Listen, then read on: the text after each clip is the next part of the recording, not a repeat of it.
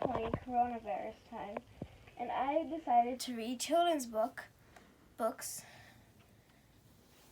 on Mondays and Wednesdays. Today I've decided to read Where the Wild Things Are by Maurice Sendak.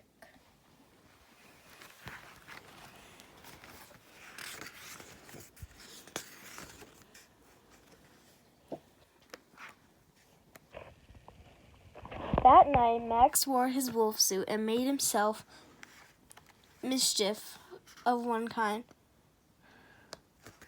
and another. His mother called him Wild Thing, and Max said, "I'll eat you up." So he was sent to bed without eating anything.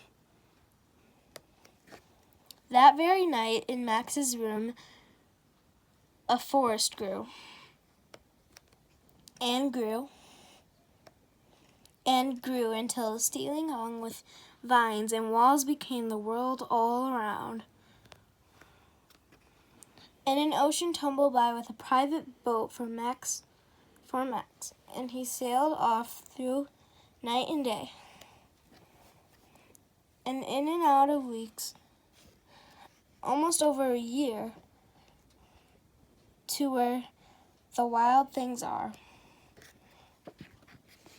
And when he came to the place where the wild things are, they roared their terrible roars and Gnashed their terrible teeth and rolled their terrible eyes and showed their terrible claws. Till Max said, "Be still," and tamed them with a magic trick of staring into all their yellow eyes without blinking once, and they were frightened and called him the most wild thing of all, and made him king of all the wild things. "And now," cried Max, "let the world wild with the wild rumpus start."